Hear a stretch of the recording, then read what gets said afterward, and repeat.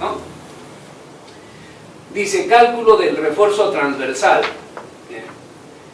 En la mañana les decía lo siguiente, ¿no? Y creo que les mostré por acá una viga y me hicieron la consulta y que se veía que además del efecto de flexión había habido un problema de asentamiento de uno de los apoyos de la viga, ¿no?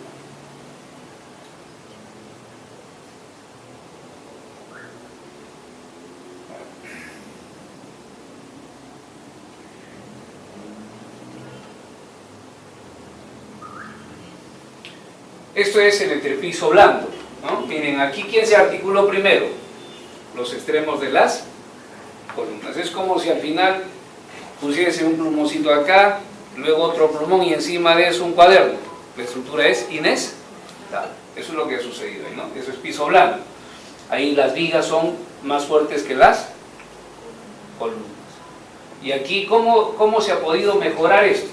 Aquí, esa propaganda que decía Alfredo Mazarrós, cuando diseñamos acá la columna, me dice, oye, ponle 15 centímetros cuadrados. Yo no le pongo 15, le pongo más, le pongo un 20 o 30% más, ¿me entienden? Para que sean las columnas las que se articulen al último, y que primero se articulen las vigas. ¿Ah? ¿Estamos? Aquí había un modo de falla. Este es columna corta también, ¿no? Hay una foto ahí ¿qué se llama? No, una de adherencia había por ahí. Bien, aquí está, ¿no? Miren, la articulación plástica no es que se presente justo aquí en la cara de la columna, ni tampoco acá. La articulación plástica tiene una longitud en la que se puede desarrollar. Esa longitud más o menos es equivalente al peralte de la viga, ¿no? Entonces, se supone que en esta longitud equivalente al peralte de la viga, aquí se van a concentrar las deformaciones inelásticas. Es aquí donde el concreto va a sufrir un nivel de agrietamiento muy fuerte, ¿eh?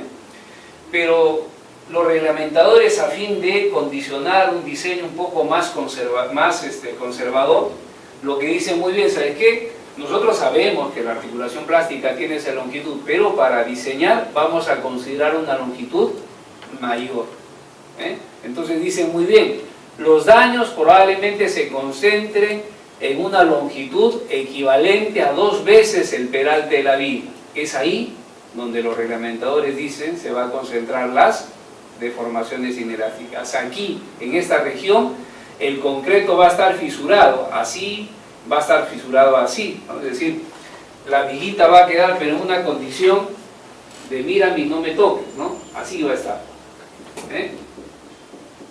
Así va a estar, el concreto totalmente agrietado, grietas verticales, grietas inclinadas. Las grietas inclinadas son por corte. ¿En qué longitud? En una longitud equivalente a 2 veces el peralte de la viga. Entonces, ese es el criterio que establecen los reglamentadores a fin de llevar o conducir a un diseño que sea conservador. Entonces, tomando como referencia esto, en el diseño del refuerzo transversal, la viga se define o se divide en 2 regiones. La región cercana a los apoyos y la región central. En la región cercana a los apoyos el concreto va a estar destrozado, y en la parte central el concreto va a estar sin fisurar. ¿Estamos? Bien.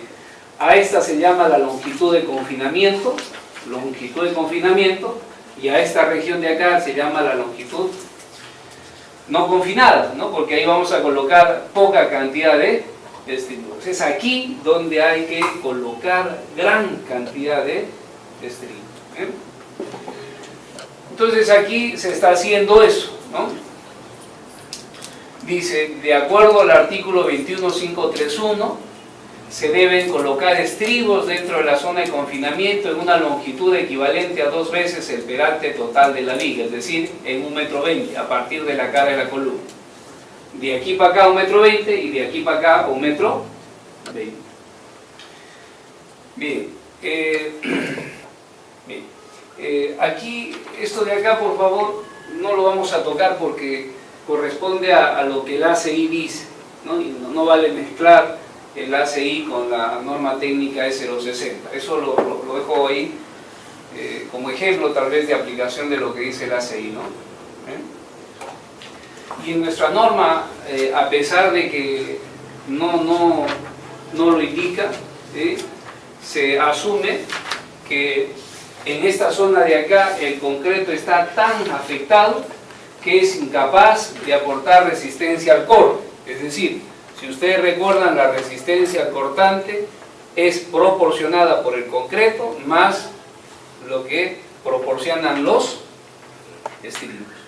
Entonces, en esta región el concreto está tan fracturado que ya no aporta resistencia al cortante. Entonces, todo el cortante tiene que ser resistido por los estribos, ¿no es cierto? Entonces los estribos ahí cumplen una función muy importante.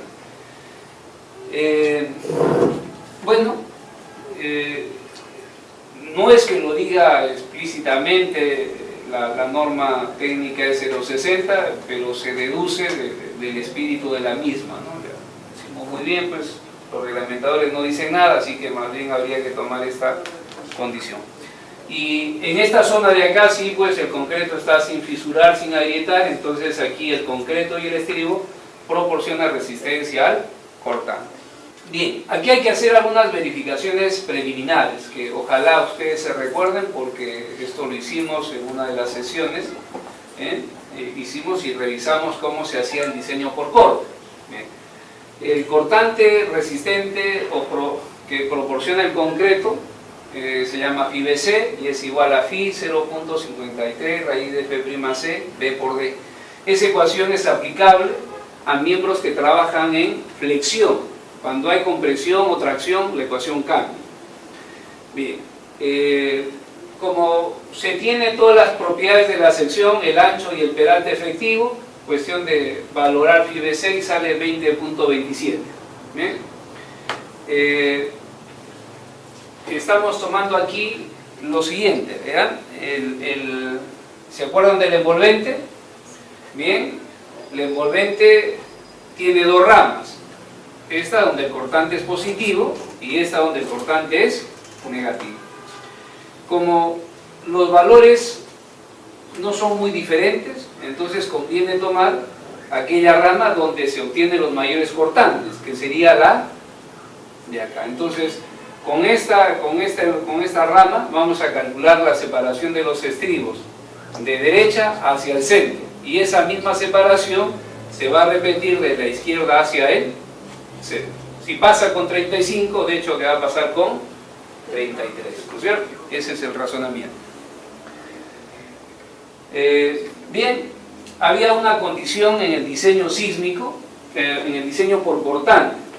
¿Se acuerdan? Se decía que nunca por nunca el máximo cortante en exceso debe ser mayor que Φ 2.12 raíz de F'C. Entonces el máximo cortante en exceso, lo máximo que puede tomar el estribo es BU menos FIBC, el máximo. Y esto tiene que ser menor o igual que Φ 2.12 raíz de F'C B por D. No sé si recuerdan esta condición o este límite. Lo que pasa es que cuando tenemos cortantes muy elevados, la compresión diagonal que introduce el cortante puede generar el aplastamiento del concreto y eso puede conducir a una falla frágil. Para evitar que esa diagonal se aplaste, es que se limita el máximo cortante que puede tomar el estribo. El máximo cortante en exceso será aquel que se presenta justo en la cara de la columna, que es otra cosa que tal vez olvidé mencionar, donde aquí debería ser en la cara de la columna, cara de columna. La sección crítica por corte, si ustedes recuerdan, cuando vimos el diseño por cargas de gravedad, se encontraba a una distancia de la cara de la columna, siempre y cuando se cumplían tres condiciones: carga aplicada en la cara superior, reacción de compresión y no existe carga concentrada dentro de una distancia D medida a partir de la cara de la columna. Eso es aplicable cuando se diseña una viga sin compromiso sísmico. Pero cuando ya tenemos una viga que tiene compromiso sísmico, la sección crítica por corte siempre se va a encontrar en la cara de la columna. Entonces, el máximo cortante actuante se presenta en la cara de la columna. Por lo tanto, el máximo cortante en exceso será el que se da justo en la cara de la columna. Este es el cortante en exceso. A ver, para recordar, el cortante resistente es igual a BU, a phi BC, más phi BS, y eso tiene que ser mayor o igual que BU. Como esto se puede cuantificar, luego decimos que el cortante en exceso es BU menos phi BC. Disculpe, phi BC. Entonces, esto representa el cortante en exceso, es decir, lo que no puede resistir el concreto lo tiene que resistir los cilindros. El máximo cortante en exceso se va a presentar en esta sección de acá. Y ese máximo cortante en exceso no puede ser más grande que esta cantidad, sino simplemente estamos conduciendo a una falla frágil. Bien, y eso es lo que se está verificando acá, miren. Sino que tal vez aquí olvidé colocarle el 2, pero bien, el máximo cortante en exceso sale de 80.32 toneladas. Aquí creo que hay un... No, aquí está mal esto. El máximo cortante en exceso, disculpen, está calculado acá, es BU menos phi BC, aquí debería ser 0. ¿Ya? Si pueden, por favor corrijan esto, aquí se me ha ido la mano. 35,25 menos 0, aquí debería ser 35,25. Ahí estoy considerando el aporte del concreto, y no se considera el aporte del concreto dentro de la zona de confinamiento, ¿no? Y el límite es phi 2.12 raíz de F' FCB por D, que sale 80.32. Bien, entonces aquí he debido colocar que el máximo cortante en exceso es 35.25 y 35.25 es menor que 80.32, por lo tanto está bien, ¿no? Tal vez ahí los términos no son los más adecuados. Aquí he debido calcular, no he debido colocar esto, ¿no? ¿Ven? Ahí he debido colocar así, no, phi 2.12 raíz de F'C B por D, eso sale 80.32. Y el máximo cortante en exceso, BU menos phi BC, es de 35.25 menos 0, es decir, 35.25 toneladas. Comparamos entonces el máximo cortante en exceso, que es de 35.25 toneladas, es menor que el límite superior a ese valor, que es phi 2.12 raíz de F'C B por D, que es igual a 80.32 toneladas. Total, correcto. El máximo cortante en exceso no supera el límite superior, entonces estamos bien. No hay necesidad de modificar las dimensiones de la viga. Ahora habrá que calcular la separación de los estribos. En esa región,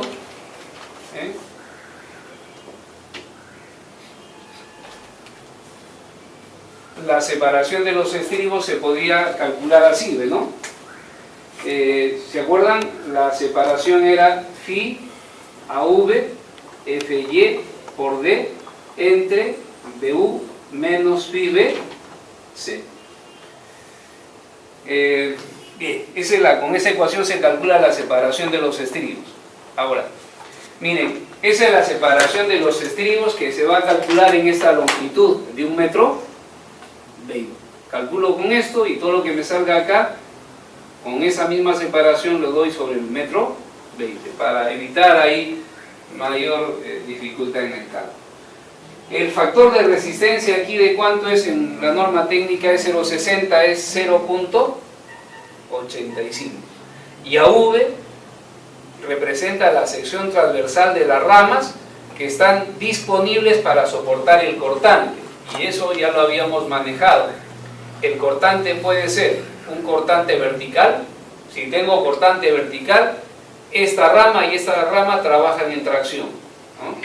Si el cortante es horizontal, esto por ejemplo para el caso del diseño de columnas,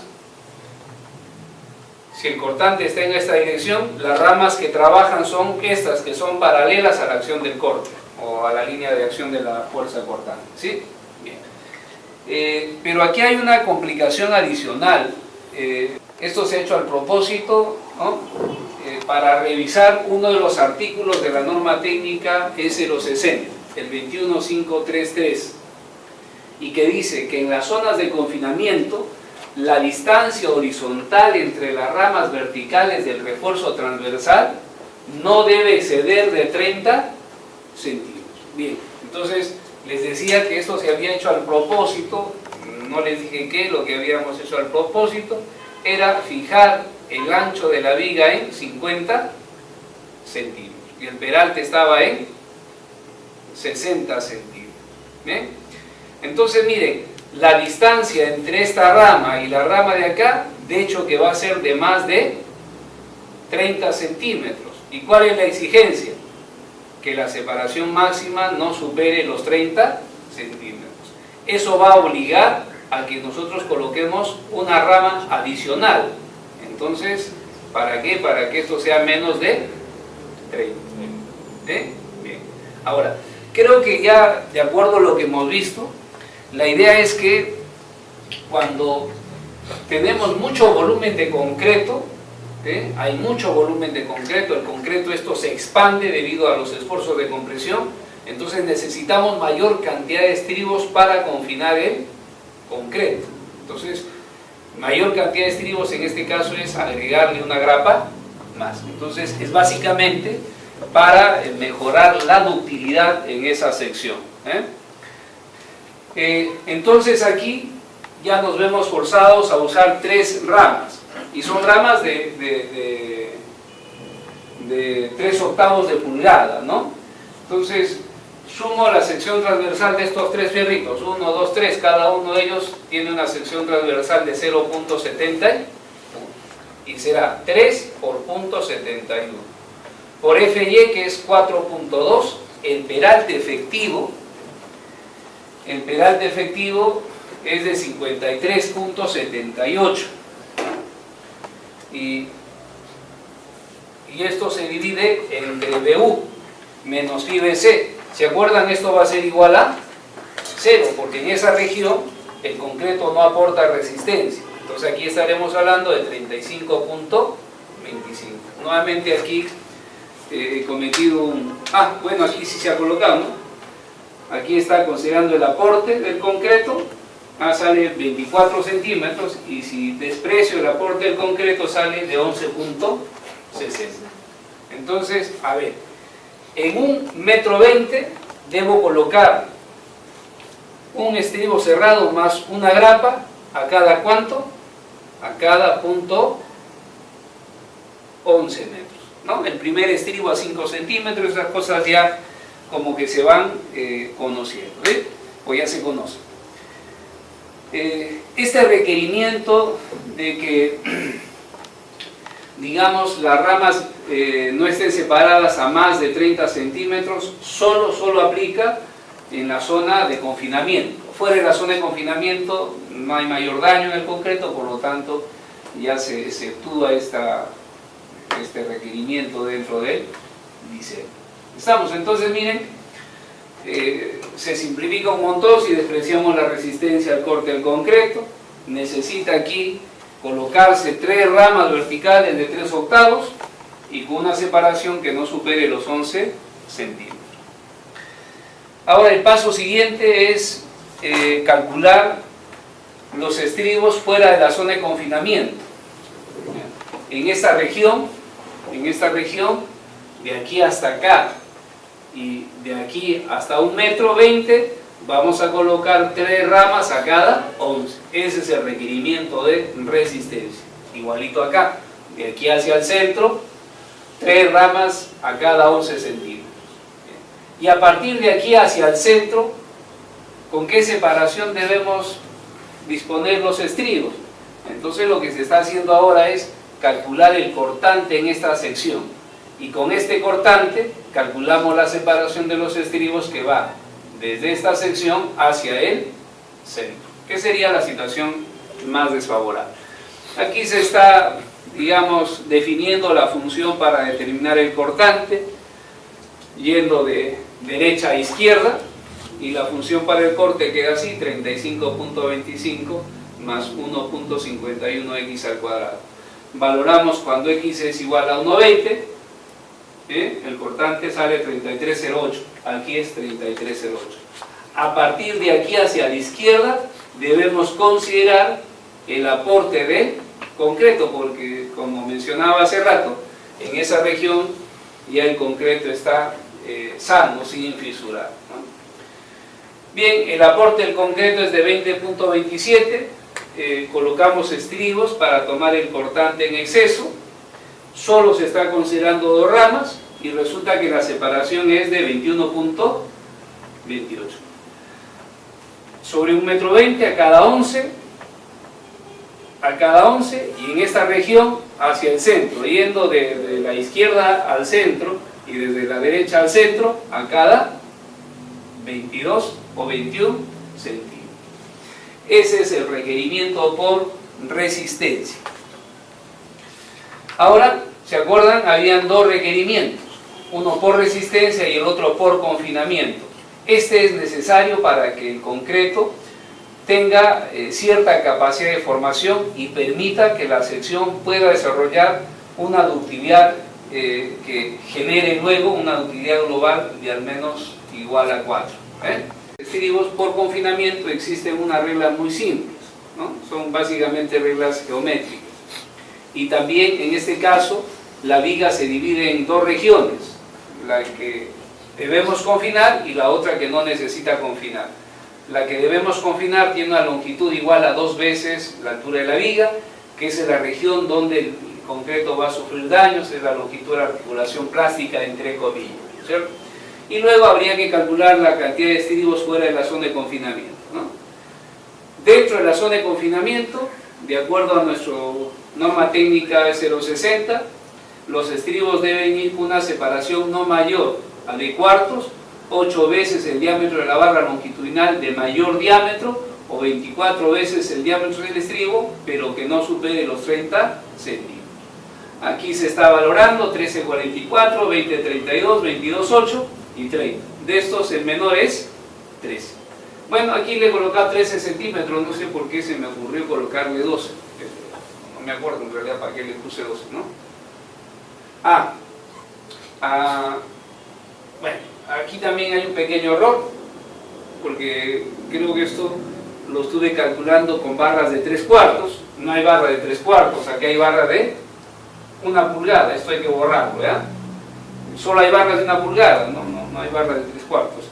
Si el diseño involucrase barras de 3/4 y de 5/8, entonces aquí sería la barra de menor diámetro, 8 veces por 1.59, ¿no? Y fuera de la zona de confinamiento, la norma técnica de 060 exige que la separación de los estribos no debe ser mayor de D medios. Entonces, D medio significa 53,78 entre 2, 26,83. Bien, entonces será 26 centímetros, ¿no? Por confinamiento, la densidad de estribos sería en 1,20 m a cada 13 centímetros y fuera de la zona de confinamiento a cada 26. Por resistencia, dentro de la zona de confinamiento a cada 11 y fuera de la zona de confinamiento a cada, no me acuerdo, a cada 21. ¿Cuál me da mayor densidad de estribos? Mayor cantidad de estribos. ¿El requerimiento por resistencia o el requerimiento por confinamiento? Es el requerimiento por resistencia, ¿no? Entonces aquí se ha colocado un estribo de 3/8 más una rama de 3/8, 1 a 5, 10 a 11, aquí creo que está mal, ¿no? Salió ¿cuánto? 11 punto, creo que ahí he hecho mal, redondeaba a 12, ¿no? 11,60 y le pasaba como 12. Pero ya es cuestión de arreglar esto, ¿no? Sería 1,20 menos 0.05 entre 0.11 y lo que resulte. ¿Cuánto sería? Si me ayudan con esa cantidad. Sería 1,20 menos 0.05 menos 0.05 entre 11. ¿Cuánto resulta? No, es 1.20, ¿ah? 1.20 menos 0.05. En esa longitud voy a colocar estribos a cada 11. Entre 0.11.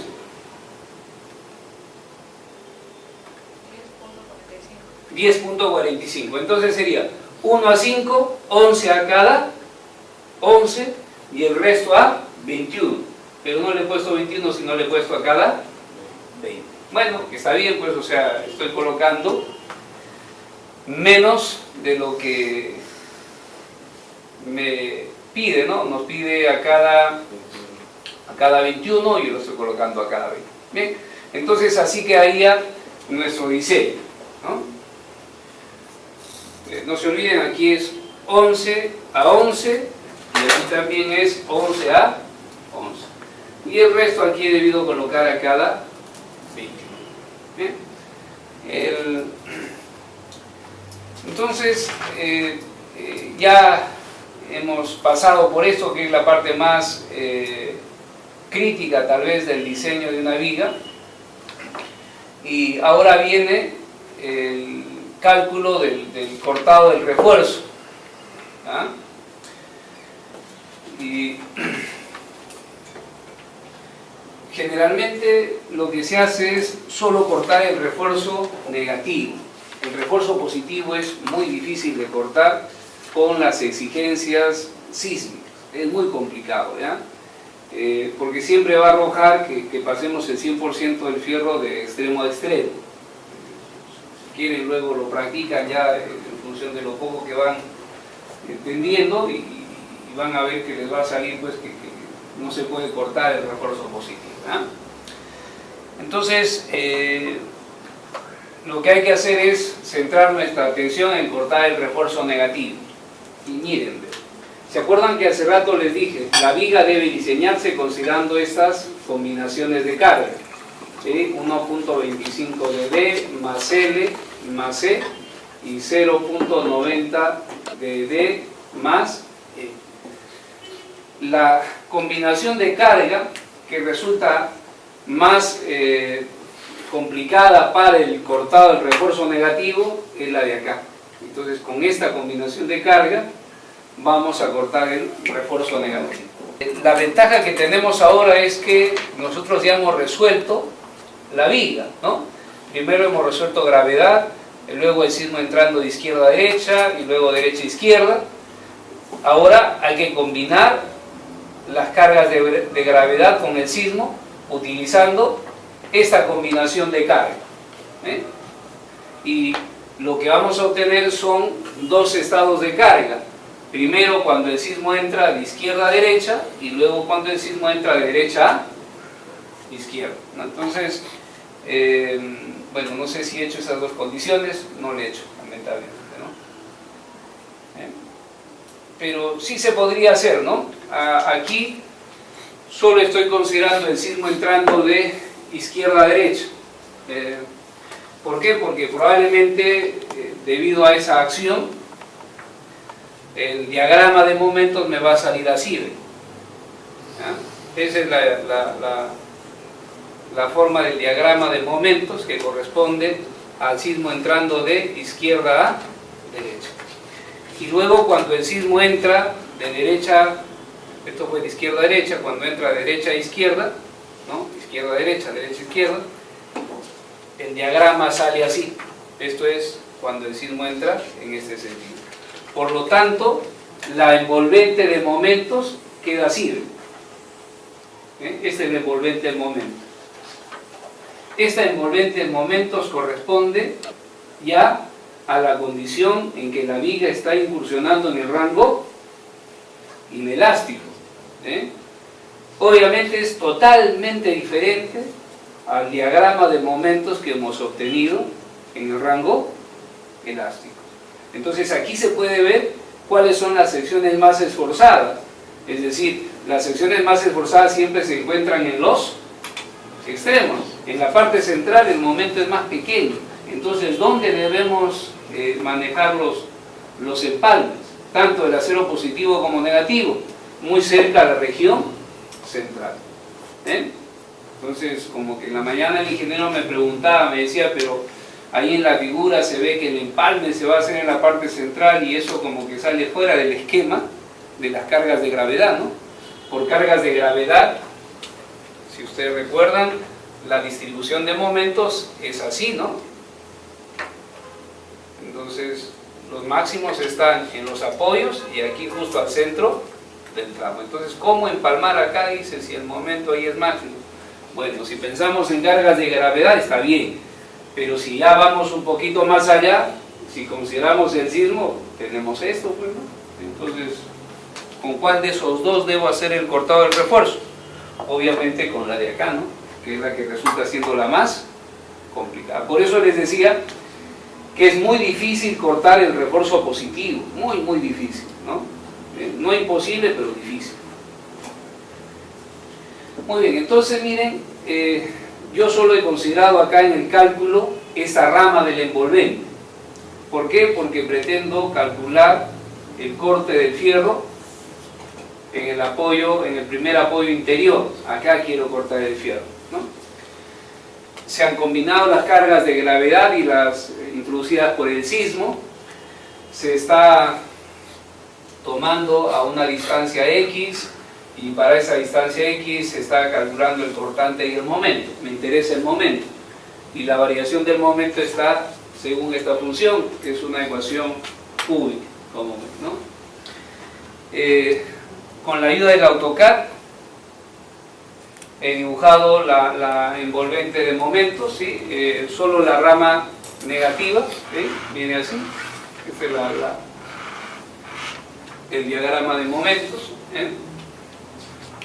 Y luego lo que he hecho por acá es lo que en un momento hemos resuelto con ustedes, es decir, definimos qué barras van a pasar de extremo a extremo. Eso ya está definido. Arriba pasan de extremo a extremo ¿cuántas barras? 2 fierros de 1 pulgada, ¿no es cierto? Bien, entonces calculamos el momento resistente de esos 2 fierros que pasan, que ya los tenemos también, ¿no? Y el momento resistente es de 20.04. Entonces, si ustedes recuerdan de lo que practicamos del cortado del refuerzo, ¿dónde está hacia adelante? Entonces, sobre la envolvente, aquí sobreponemos el momento resistente de los fierros que pasan, y el fierro negativo que pasa es 2 fierros de 1 pulgada. Entonces, aquí a escala he puesto los 20.04, aquí es como los 75, ¿no? 20.04. Y luego leemos la intersección. Entonces puedo notar que a partir de aquí a la izquierda es más que suficiente los 2 fierros de 1 pulgada, pero de aquí hacia la derecha necesitamos el refuerzo adicional, es decir, los 4 fierros de 1 pulgada adicionales, ¿no? Esto de acá se llama el punto de corte teórico. Bien, entonces, para calcular el punto de corte teórico, lo que hacemos es igualar la función del momento con el momento resistente de las barras que pasan. ¿Bien? Aquí hay un pequeño detalle, no ha debido ser 20.04, sino menos 20.04. Ahí hay un error que debemos corregir, ¿ya? Y luego resolvemos y encontramos el intercepto y está a 2,32 metros, es decir, el punto de corte teórico se encuentra a 2,32 metros de la cara de la columna. Pero luego también hemos discutido sobre esto. Esta forma del diagrama de momentos no es real, a pesar que ya estamos haciendo un análisis no lineal, un análisis inelástico, no es lineal, no es real. La forma real difiere, y habíamos dicho que la forma real podría hacer esto, podría extenderse hacia el centro o podría acortarse hacia los apoyos, que la situación más desfavorable es cuando se extiende hacia el centro, ¿no? Es decir, aquí, si dibujo, a ver, ojalá el pulso me ayude, entonces lo real podría ser que esto venga así, esto es en exagerado, ¿no? Y esto pasa así, y aquí recién vendría a ser el punto de corte real, entonces la forma real se expande hacia el centro y el punto de corte se corre hacia el centro. ¿Qué longitud se corre? ¿Se acuerdan? D o 12 veces el diámetro de la barra. Bien, entonces esa cantidad se está calculando acá, ¿ven? D y 12 veces el diámetro de la barra. Bueno, resulta mayor el D. Entonces la barra debe extenderse desde aquí hasta acá, una distancia que sería igual a ¿cuánto? A 2,32 más punto 54.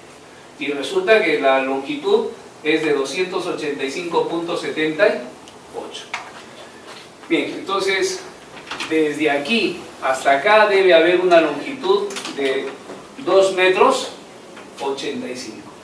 Pero esa longitud debe ser mayor o igual que la longitud de desarrollo de la barra.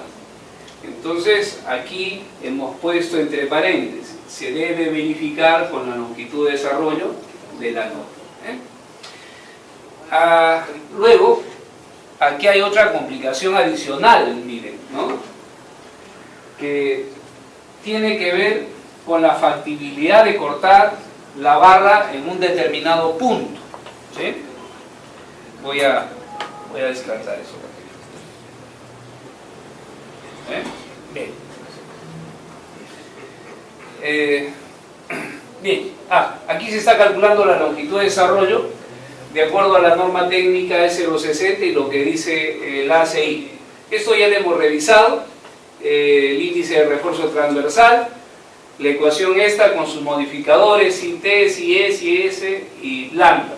Bien, en este caso es 1,30 porque es una barra superior, es 1 porque no hay recubrimiento superficial, es phi su S es igual a 1 porque se tratan de barras de más de 3/4 de pulgada y el valor de lambda es igual a 1. Y aquí se está haciendo una aclaración con respecto a qué significa barra superior, es la que tiene más de 30 centímetros de concreto por debajo. Luego, para calcular la distancia CB, bien, es la distancia centro a centro de una barra o alambre a la superficie más cercana del concreto, la mitad de la separación centro a centro de las barras o alambres que se desarrollan. Me parece que por acá tengo una figurita en la que hemos ido haciendo esos cálculos. La distancia del centro de la barra a la superficie más cercana, que debería ser de aquí a acá o de aquí a acá. Como los recubrimientos son similares, entonces esta distancia va a ser igual que esta distancia de acá, ¿no? Bien. Entonces aquí se está calculando la distancia, es 6,22, 4 centímetros, más el diámetro del estribo, más la mitad del diámetro de la barra, queda de 6,22. Y luego la separación centro a centro de las barras. Se calcula esta distancia X, que es la distancia que existe entre las barras de extremo. Eso se divide entre el número de espacios y obtenemos la separación centro a centro, que es de 7,51.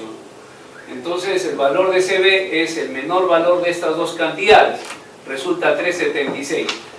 Si ustedes recuerdan, eso sugiere que la fisuración, lo que se llama el hendimiento, fracturamiento, se va a dar aquí así, ¿no? En horizontal, y partiendo del centro hacia los extremos.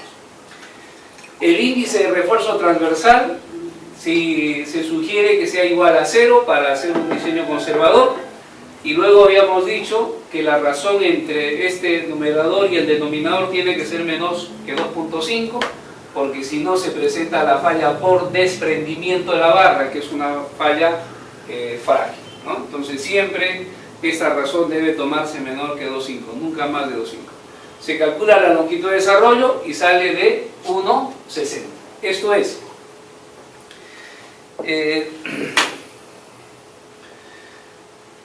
la longitud de corte calculada es de 2,86 metros.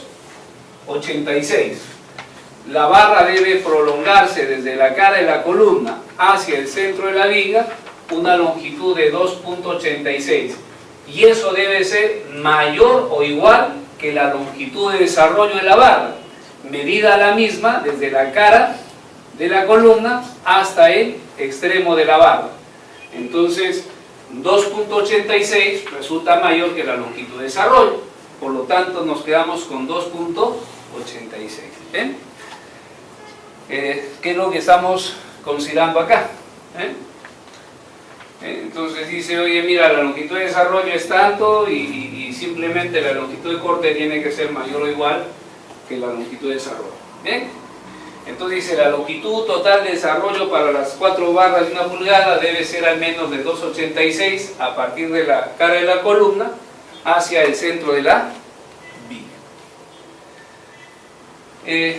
Bien, miren, ¿se acuerdan? Esta vendría a ser la longitud de la articulación plástica. ¿Cuánto más o menos? Igual al peralte de la viga. ¿Cuánto tomamos para efectos del diseño? 2 veces el peralte de la viga. En esa longitud el concreto va a tener agrietamiento en diagonal y agrietamiento en vertical. Además, por efecto de la compresión se va a perder el recubrimiento. Primero esto se flexiona generando tracción arriba, compresión abajo. Luego se invierten los momentos, arriba se comprime y abajo se tracciona. Cuando el concreto está comprimido y el esfuerzo de compresión es alto, se pierde el recubrimiento. Entonces se está reduciendo la sección de la viga, hay agrietamiento vertical y hay agrietamiento inclinado. El agrietamiento vertical es producto del momento flector y el agrietamiento inclinado es producto del cortante. Bien. Es decir, en esta región se están introduciendo grandes esfuerzos de tracción en el concreto que generan fisuración tanto vertical como inclinada. Eso es lo que sucede. Ahora miren, yo les voy a mostrar esta imagen y creo que también les señalé en el momento que vimos el cálculo de la longitud de desarrollo. Les dejé un trabajito inclusive para que practiquen esto. A ver dónde está acá, que muestra la variación de los esfuerzos de adherencia. Miren, aquí en la figura superior se está haciendo el empalme por traslape. Hay que trasladar la fuerza de tracción de una barra hacia la otra. Ya les indiqué cuál es el mecanismo, ¿no? Una de las barras se apoya sobre el concreto adyacente y a través de ese apoyo se traslada la carga hacia la otra barra. Pero alrededor de la barra se presentan esfuerzos de tracción en el concreto. Y podría decir que esos esfuerzos de tracción van variando de este modo. Miren, ¿dónde son mayores los esfuerzos de tracción en la barra? ¿Dónde termina la barra, no? Como ven acá, ¿ven? Aquí termina la barra y aquí el esfuerzo de adherencia, los esfuerzos de tracción son máximos, ¿no? Bien, entonces, y eso sucede, miren, en todos los casos, ¿no? Miren, ¿dónde se maximiza el esfuerzo de tracción? ¿Dónde termina la barra? Entonces, en aquel punto donde termina la barra, en el concreto se introducen esfuerzos de tracción, ¿no? ¿Y qué generan los esfuerzos de tracción en el concreto? Van a generar agrietamiento. Entonces, ¿les parece prudente que la barra termine por acá? ¿Aquí termine? No, ¿no es cierto? Porque va a introducir mayor agrietamiento sobre el concreto. Entonces sería mal negocio. La barra debería anclarse por esta zona de acá donde el concreto está sano, o tal vez en aquella región donde los esfuerzos de tracción son pequeños. Eso es reconocido en la norma técnica S060 y en el ACI 318.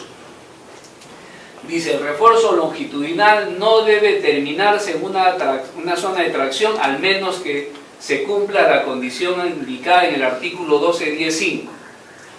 Dice, el cortante en el punto terminal de la barra no debe ser más de 2/3 del cortante resistente.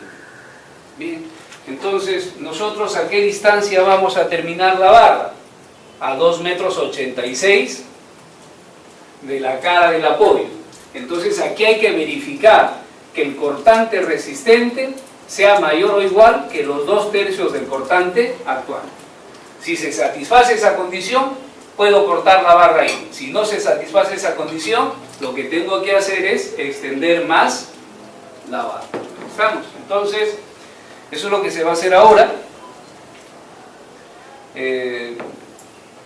Se hace el cálculo, se calcula el cortante actuante a los 2,86 m y resulta de 19,32. Y si hemos llevado cuenta, a 2,86 m la separación de los estribos es a cada 20. Ya está fuera de la zona de confinamiento, por lo tanto, el cortante resistente va a ser aportado tanto por el estribo como por el concreto. ¿Cierto? Aquí está.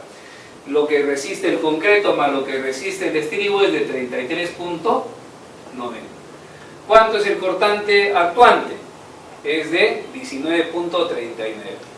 Los 2/3 del cortante resistente es igual a 22,60. Y la idea es que estos 2/3 sea mayor o igual que el cortante actuante. Se cumple, ¿no? El cortante actuante, 19,39 toneladas, es menor que los 2/3 del cortante resistente. Por lo tanto, está bien. Si esto no se hubiese cumplido, entonces lo que hay que hacer es definir a partir de qué sección de la viga el cortante o el cortante actuante es menor que los 2/3 del cortante resistente, ¿no? Bien. Ahora lo único que nos queda es calcular la longitud del empalme, del empalme por traslape del refuerzo longitudinal.